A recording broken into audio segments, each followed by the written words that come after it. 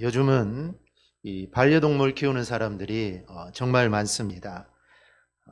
반려동물 천만 시대다라고 할 정도로 정말 많은 사람들이 이 반려동물을 키우는데요. 그래서 신앙 상담 코너에 이런 질문을 던진 분들이 있답니다. 개도 구원을 받을 수 있습니까? 여러분 어떻게 생각하십니까? 개도 구원을 받을까요? 고양이 많겠죠. 이런 질문에는 이렇게 답할 수밖에 없습니다. 구원이라는 것은 영혼을 가진 존재에게만 해당이 됩니다. 그래서 영혼을 가진 존재만이 죄와 심판 그리고 구원의 대상이 되는 겁니다. 또한 구원이라는 것은 주를 영접하고 죄사함을 받을 수 있는 영적인 존재만이 그 대상이 됩니다. 그러니 구원의 대상에서 이 개는 아예 제외가 되는 겁니다. 때문에 개는 죽음으로 그 존재가 사라지는 것이라서 이 개한테는 죄를 물을 수가 없습니다. 그러니 심판의 대상도 되지 않는 겁니다. 즉 영혼을 가진 존재에게만 영적으로 또 도덕적으로 사회적 책임이 부여되는 것이기에 인간만이 구원과 죄와 심판의 이 대상이 되는 것입니다. 이런 점에서 개는 구원이라는 은혜와 심판이라는 형벌의 대상 자체가 아직 안 되는 것입니다. 마치 대한민국의 헌법은 대한민국에 사는 사람에게만 적용되는 것과 같습니다. 그래서 자신의 반려동물을 너무나 사랑하는 주인의 입장에서 보면 정말 그 귀여운 반려동물과 함께 천국에서 행복하게 살고 싶은 마음이 아마 분명히 있을 겁니다. 분명히 있을 겁니다. 그런데 성경의 가르침은 동물은 영혼이 없기 때문에 천국과 지옥이 상관이 없다라는 겁니다. 동물은 영혼이 없이 영혼이 사는 존재가 아니기에 죽으면 그것으로 다 끝이 납니다. 그런데 또 어떤 분이 이런 질문을 합니다. 개나 동물이 영혼이 없기에 천국은 못 가더라도 그렇다면 개는 하나님의 사랑의 대상이 될 수 없습니까? 여러분 어떻습니까? 이런 질문에 이렇게 대답을 했다고 합니다. 하나님께서도 개도 사랑하십니다. 개도 하나님의 사랑의 대상입니다. 하나님은 모든 피조물을 사랑하십니다. 만물은 하나님이 사랑하셔서 존재하게 된 것들입니다. 더구나 모든 생명은 하나님의 특별한 은혜를 입고 있습니다. 그러기에 우리도 개와 동물들을 사랑해야 합니다. 뿐만 아니라 모든 생명을 소중히 여겨야 합니다. 누가복음 12장을 보면 하나님이 까마귀를 기르신다라고 하셨고 마태복음 6장을 보면 공중의 새도 하나님이 기르신다라고 하십니다. 그래서 모든 피조물은 하나님의 창조물이기 때문에 하나님은 그들을 돌보시는 것입니다. 이런 걸 뒷받침해 주는 내용이 노아 홍수 사건에 나옵니다. 하나님께서 이 세상 홍수로 심판하실 때 창세기 7장 14절 15절에 보면 그들과 모든 들 짐승이 그 종류대로 모든 가축이 그 종류대로 땅에 기는 모든 것이 그 종류대로 모든 새가 그 종류대로 무릇 생명의 기운이 있는 육체가 둘씩 노아에게 나와 방주로 들어갔으니 라고 말합니다. 하나님이 이 세상을 물로 심판하실 때 노아의 가족만 구원하셨어도 됐을 겁니다. 그러나 하나님은 자신이 창조한 그 피조물 그 어느 것 하나 하나님은 소홀히 하지 않았습니다. 즉 그들을 내버려 두지 않았죠. 그 생명을 하나님은 소중하게 여겼습니다. 그래서 각 종류대로 이 방주로 들이신 겁니다. 그래서 노아의 가족도 이 홍수 심판으로 인해 구원을 받았지만 어떻게 보면 모든 들짐승도 노아 홍수 때 구원을 받은 것입니다. 제가 갑자기 왜 이야기를 하느냐? 요한복음이 바로 이것을 강조하기 때문입니다. 요한복음은 그 어떤 성경보다 예수님이 구원자이심을 강조하는 책이 바로 이 요한복음입니다. 우리가 잘 아는 요한복음 3장 16절, 이 우리가 잘 아는 말씀이 이 요한복음에 기록되어 있습니다. 우리 함께 봉독합니다. 하나님이 세상을 이처럼 사랑하사 독생자를 주셨으니 이는 그를 믿는 자마다 멸망하지 않고 영생을 얻게 하려 하심이라. 근데 그 다음 구절도 중요합니다. 하나님이 그 아들을 세상에 보내신 것은 세상을 심판하려 하심이 아니요 그로 말미암아 세상이 구원을 받게 하려 하심이라. 우리는 16절만 알고 있지만 어찌 보면 16절하고 17절은 같이 물려있는 말씀입니다. 즉 예수를 믿으면 구원받는다라는 그 말씀입니다. 이 요한복음 3장 16절은 성경 전체를 하나로 압축해 놓은 구절입니다. 그래서 성경이 무엇이냐, 성경이 어떤 내용이냐, 요한복음 3장 16절 내용입니다. 누구든지 예수 그리스도를 믿으면 구원을 받는다. 이게 바로 성경의 이 핵심입니다. 그런데 이 구원은 어렵지 않습니다. 왜냐하면 믿기만 하면 되기 때문입니다. 그러나 또 믿는다는 것이 쉬운 일이 아닙니다. 믿어지기만 하면 되는데 이게 또 잘 안 믿어지는 게 문제입니다. 그래서 세상 사람들 중에는 믿어지지 않아서 교회 갈 수 없다라고 이렇게 말하는 사람이 있습니다. 어느 정도 이해가 갑니다. 믿어져야 믿을 거 아닙니까? 믿어지지도 않는데 어떻게 믿을 수 있겠습니까? 하지만 이 믿는다는 것은 내가 하는 것이 아닙니다. 이 믿는 것은 성령님의 역사입니다. 여러분도 믿어져서 나오셨습니까? 아마 그렇다고 할 겁니다. 내가 믿어져서 나왔다라고 생각하지만 아닙니다. 믿어지게 하신 분이 바로 성령님입니다. 그런데 내가 믿은 것처럼 생각이 되는 것입니다. 그런데 그 뒤에서 역사하셨던 분은 바로 성령님입니다. 성령님이 역사하여서 우리가 믿게 된 겁니다. 이게 바로 구원의 원리입니다. 이게 구원의 원리입니다. 그래서 예수 믿는다면 구원받으니까 당연히 동물을 좋아하는 사람도 우리 동물도 구원을 받을 수 있을까? 이제 이런 생각을 하게 됩니다. 하지만 다시 말씀드리지만 구원은 사람에게만 해당이 됩니다. 이런 구원에 대한 내용이 아주 가득한 책이 요한복음입니다. 우리 요한복음의 구조와 내용을 보면 요한복음 모두 21장으로 되어 있습니다. 마태복음이 몇 장으로 되어 있다 했죠? 28장. 그럼 마가복음은 23장? 4? 그럼 누가복음은 16장? 16장? 아니요. 다시 마태복음 몇 장? 28장. 마가복음 16장. 누가복음 24장. 요한복음 21장. 이렇게 됩니다. 좀 기억하세요. 요한복음은 저자가 누군지 정확히 모릅니다. 하지만 이 본문의 정황을 보면 누가 누가복음을 썼는가를 알 수가 있습니다. 그 중에 하나가 예수님께서 사랑하시던 제자로 자주 등장하던 바로 그 사람이 이 복음을 기록했다라고 말을 합니다. 예수님이 사랑하시는 제자는 사도 요한을 가리킵니다. 그래서 요한복음은 사도 요한이 기록했을 거다 이렇게 알려줍니다. 요한복음은 사도 요한이 주 90년경에 에베소에서 기록한 책입니다. 그 당시는 기독교에 대한 박해가 정말 심했던 시대입니다. 특히 예수 믿는 기독교인들이 누구한테 핍박을 받나? 유대교를 믿는 유대인들에게 핍박을 받습니다. 기독교인들도 전에는 유대인이었죠. 이제 유대인이 아닌 이방인도 있지만 이 기독교인 중에는 유대인들도 있습니다. 그런데 같은 동족인 유대교를 믿는 유대인들이 기독교인들을 핍박을 합니다. 그래서 사도 요한은 이 고난을 당하는 기독교인들에게 예수만이 우리의 유일한 소망이다라는 것을 알려주고 또 이방인이었다가 예수 믿은 사람들에게도 우리의 유일한 소망은 예수님이다. 바로 이것을 전하기 위해 요한복음을 기록한 겁니다.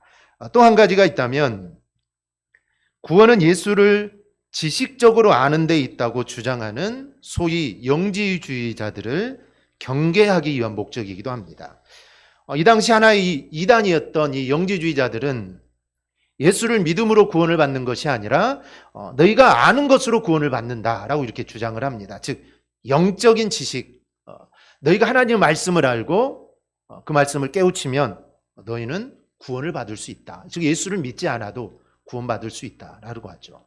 그러니 이 영적인 지식을 강조하다 보니 육신은 아무것도 아니라는 겁니다. 그래서 이 영주의자들은 너희들 막 살아도 된다. 거짓말해도 되고 그냥 뭐 가고 싶은데 놀고 싶은 거 너희들 마음대로 해도 된다. 이게 영주주의자들입니다. 그러니 사람들이 쉽게 넘어가죠. 얼마나 좋습니까? 예수 믿으면 사자밥이 되기도 하고 화형에 당하기도 하는데 그렇게 예수 믿는 게 아니라 그냥 머리로만 너희가 예수가 구원자고 하나님 말씀만 이렇구나 그러면 구원받는다고 하고 너희 육체는 그냥 너희들 하고 싶은 대로 하라고 하니까 사람들이 쉽게 넘어갑니다. 얼마나 편합니까? 그래서 많은 사람들이 이런 유혹에 넘어갑니다. 그러나 성경은 분명히 말합니다. 예수를 믿음으로 구원을 받는다. 바로 이 말씀을 우리가 굳게 붙잡아야 합니다. 그래서 다른 말에 우리가 절대로 속으면 안 됩니다. 네 부분으로 나누는데 첫 부분은 1장 1절로 18절까지입니다. 여기는 예수님이 성육신하신 그 이야기가 나옵니다. 즉 예수님은 하나님의 아들이시고 예수님 세상 만물을 창조하신 그 하나님이다. 그런데 그 하나님이 육신을 입고 이 땅에 오셨다. 이것을 말씀합니다. 그런데 문제는 사람들이 그 주님을 알아보지 못한다는 데 있습니다. 10절하고 11절 말씀을 보면 그가 세상에 계셨으며 세상은 그로 말미암아 지은 바 되었으며 세상이 그를 알지 못하였고 자기 땅에 오매 자기 백성이 영접하지 아니하였으나, 즉 인간은, 그것도 이제 죄를 지어가지고 구원받아야 될 인간은 하나님이신 예수님이 이 땅에 오셨지만 알아보지 못했습니다. 알아보지 못한 걸로 끝난 것이 아니라 그 예수님을 십자가에 못 박아 죽이게 됩니다. 이 이제 성육신 사건이 첫 부분이고요. 두 번째는 12장 11절까지로 갈릴리와 유대에서 하신 사역입니다. 그 중에 가장 하이라이트는 11장 나사로를 살린 이야기입니다. 근데 주님이 나사로를 살리기 전에 이런 말씀을 합니다. 11장을 보면 예수께서 이르시되 나는 부활이요 생명이니 나를 믿는 자는 죽어도 살겠고 무릇 살아서 나를 믿는 자는 영원히 죽지 아니하리니 이것을 내가 믿느냐. 이 말씀의 핵심은 예수를 믿어야 영원히 산다는 겁니다. 예수를 믿어야. 지금 나사로가 살아날 건데 이것도 정말 중요하지만 정말 중요한 것은 예수를 믿어야 영원히 산다. 나사로가 부활했지만 나사로 죽었을 겁니다. 죽었겠죠. 당연히 뭐 늙어서 죽었을지 아니면 또 병이 들어서 죽었을지 그건 알 수 없지만 나사로는 죽었습니다. 그런데 예수를 믿어야 우리가 영원히 산다. 이것을 말씀하시는 겁니다. 요한복음이 예수님은 하나님의 아들로 또 우리의 구원자라는 사실을 증거하는 책임을 우리가 다시 알 수 있습니다. 세 번째는 17장까지인데 예수님의 최후 예루살렘 사역을 기록하고 있습니다. 그중 17장이 바로 예수님의 이 기도입니다. 예수님은 십자가를 지시고 부활하신 후 아버지께로 가기 전에 제자들을 위해 중보기도 하십니다. 그 내용은 제자들이 믿음으로 잘 서기를 원하는 내용입니다. 즉 예수님은 구원받은 우리가 흔들리지 않고 정말 오직 믿음으로 굳게 서기를 원하고 계십니다. 마지막 부분은 이제 십자가 사역입니다. 예수님은 십자가의 죽음은 우리를 위한 대속의 죽음입니다. 그 죽음으로 인해 우리가 죄가 용서받고 구원을 받습니다. 주님은 이 십자가를 지심으로 모든 문제를 다 해결하신 난 후에 제자들, 특히 베드로를 찾아가십니다. 갈릴리 바다에서 고기를 잡고 있던, 정말 예수님이 부활하신 것을 알고도 고기를 잡으러 갔던 그 베드로에게 찾아오셔서 우리가 너무나 잘 아는 질문을 하죠. 네가 나를 사랑하느냐? 3번을 물으십니다. 그리고 죄송하고 정말 면목이 없는, 정말 얼마나 난처하겠습니까? 그냥 나무라면 좀 좋을 텐데 네가 나를 사랑하느냐? 주님을 배반했는데 네가 나를 아직도 사랑하느냐? 3번이나 물으시니 얼마나 베드로의 마음이 아팠겠습니까? 그리고 주님은 또 3번을 반복해서 내 양을 먹이라 라고 말씀을 합니다. 네가 나를 지금 아직까지 사랑한다면, 그렇다면 내 양은 베드로 양이 아닙니다. 예수님의 양이죠. 내 양을 먹이라 라는 겁니다. 이걸 사도행전과 연결해 보면 이 말씀은 예수님을 증거하라는 말씀이고, 그리고 예수를 구원자로 믿은 성도들을 너희가 잘 양육하라라는 그런 말씀입니다. 그런데 이 사명은 바로 저와 여러분의 사명이기도 합니다. 베드로에게 하신 말씀이 나에게 하신 말씀입니다. 우리는 이 사실을 알고 정말 복음에 헌신하는 우리 성도들이 되기를 바랍니다. 둘째는 요한복음의 특징이 있습니다. 요한복음은 공간복음하고 많은 차이가 있습니다. 마태, 마가, 누가는 같은 관점을 가지고 기록했지만 요한복음은 공간복음에 들어가지 않습니다. 이제 사복음에 들어가긴 하지만 약간 관점이 다릅니다. 먼저 공간복음은 이 논리를 펴나가는데, 즉 글을 써나가는 데 있어서 귀납적 접근을 사용합니다. 그런데 요한복음은 연역적 접근을 사용합니다.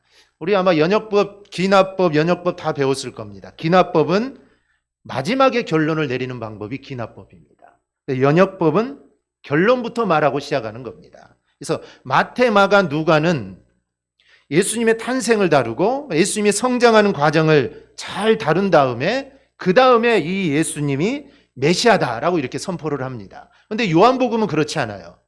요한복음 시작하자마자 처음부터 로고스라는 단어를 사용합니다. 그리고 예수 그리스도가 하나님이시고 창조주고 성육신하신 분이고 독생하신 하나님이심을 요한복음 1장에서 바로 밝히고 있습니다. 그래서 이 공관복음과 요한복음이 시작하는 게 완전히 다릅니다. 또 그뿐 아니라 요한복음은 공관복음에 비해 예수님의 신성에 대해서 아주 적극적으로 이야기를 합니다. 모세를 믿었으면 나를 믿었으리라 이런 말도 있고 아브라함이 나기 전부터 내가 있느니라 이 말 자체는 바로 내가 하나님이다 라는 그런 표현들입니다. 그런데 예수님은 요한복음은 이런 것을 아주 거침없이 쓰고 있습니다. 다른 복음서는 이렇게 아주 적극적으로 하지 않은데 요한복음은 아주 적극적으로 이야기를 계속 다룹니다. 또 예수님은 이 보면은 PPT를 보면 내가 그니라 I am 내가 그니라 라는 말을 사용합니다.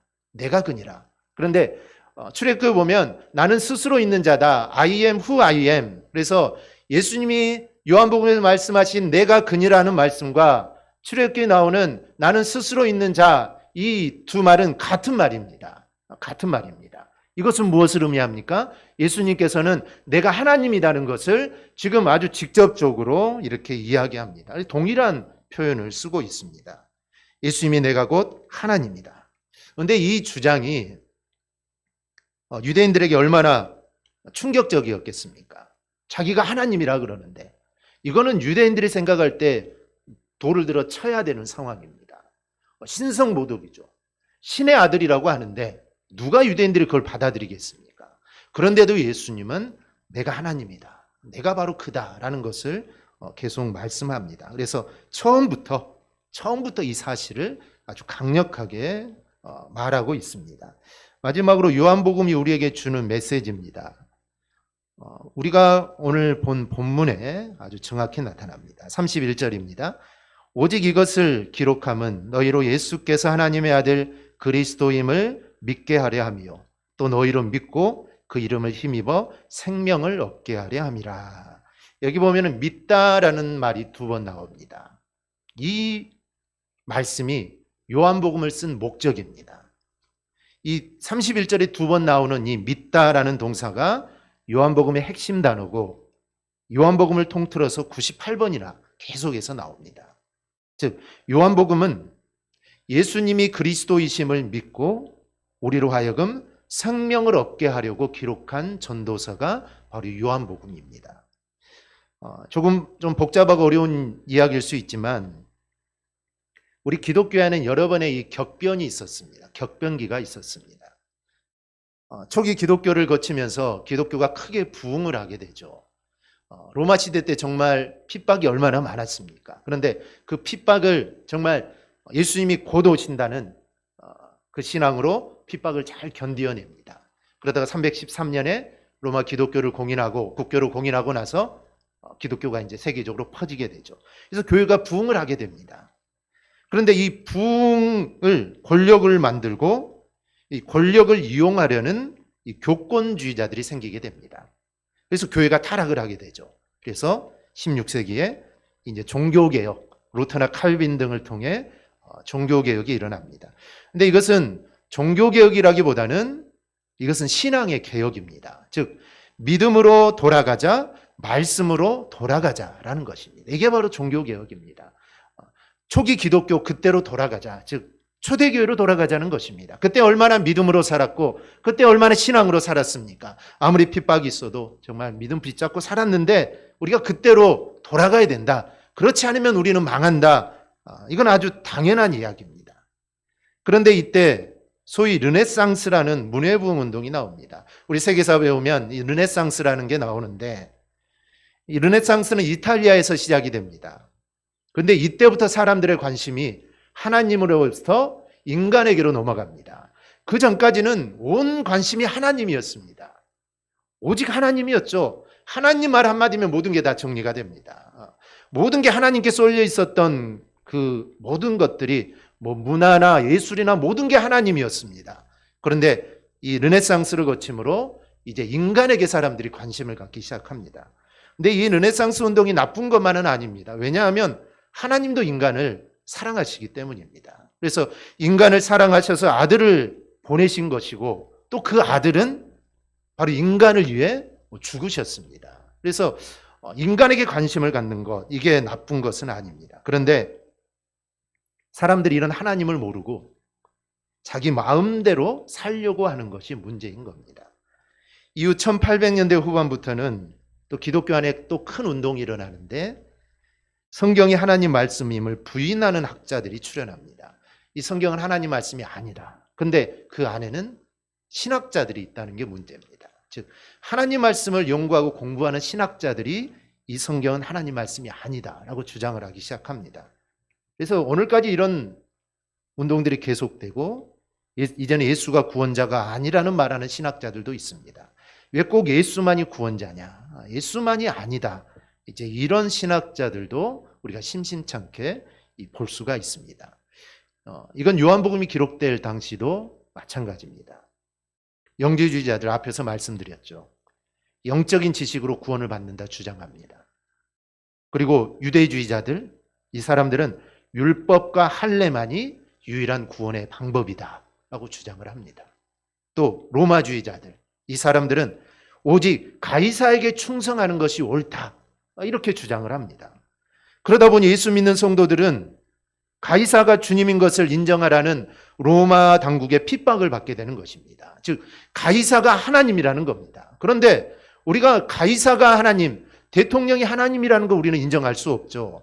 가이사를 하나님이라고 인정하고 그 가이사를 섬기라고 하니 이 기독교인들이 어떻게 그렇게 할 수 있겠습니까? 그래서 잡혀가는 것이고 사자밥이 되는 것입니다. 즉 하나님만 섬길 수 있는데 가이사를 섬기라니 이거는 기독교인들은 도저히 용납할 수가 없었던 겁니다. 심지어 7번째 황제였던 이 데리우스 황제는 기독교인들을 몰살하기 위해 독사와 정갈이 가득한 가죽 부대에 기독교인을 넣어서 바닷물에 던져 죽이는 일도, 이런 일도 저질렀습니다. 정말 그만한 엄청난 핍박이 있었죠. 그러나 이들은 오직 주님만이 우리의 구원자라는 사실을 포기하지 않았습니다. 아니다고 말 한마디면 살아날 수 있지만 그렇게 하지 않았다는 것이죠. 그 신앙을 그들은 목숨을 걸고 지켰던 겁니다. 요한복음 21장 18절을 19절을 보면 이런 말씀이 있습니다. 내가 진실로 진실로 내게 이르노니 내가 젊어서는 스스로 띠띠고 원하는 곳으로 다녔거니와 늙어서는 내 팔을 벌리리니 남이 내게 띠띠우고 원하지 아니하는 곳으로 데려가리라. 이 말씀을 하시면 베드로가 어떠한 죽음으로 하나님께 영광을 돌릴 것을 가리키심이러라. 즉 예수님만이 유일한 구원자라는 것을 증거하다가 베드로가 순교하게 될 거라는 것을 오늘 예수님은 미리 말씀하시는 겁니다. 이것은 오늘도 마찬가지입니다. 이단들이 얼마나 많습니까? 우리를 유혹하는 이단들, 우리를 유혹하는 세상의 쾌락들, 또 예수님만이 어떻게 구원자가 될 수 있느냐 이렇게 공격하는 세속주의자들, 이런 상황 가운데 우리 주님이 원하시는 것은 믿음을 잘 지켜나가는 우리가 되기를 우리 주님은 원하십니다. 오직 주님만이 나의 구원자 되심을 의심하지 말고 정말 목숨을 걸고 우리가 믿음을 지켜나가기를 소망합니다. 이것이 요한복음이 주는 가장 중요한 메시지입니다. 오직 예수님만이 하나님의 아들이요 우리의 이 구원자입니다. 우리는 그 주님을 다른 사람에게 전해야 합니다. 이 사실을 전하는 것만이 요한복음을 써서 우리에게 주신 하나님의 뜻을 바로 이루는 것입니다. 그러니 우리가 구원에 대한 감사, 나를 구원해 주신 게 얼마나 감사합니까? 그런데 이 감사로 끝나서는 안 된다는 것이죠. 감사함과 함께 이 기쁨으로 복음을 전하는 우리 여러분이 꼭 될 수 있기를 주님의 이름으로 축원합니다.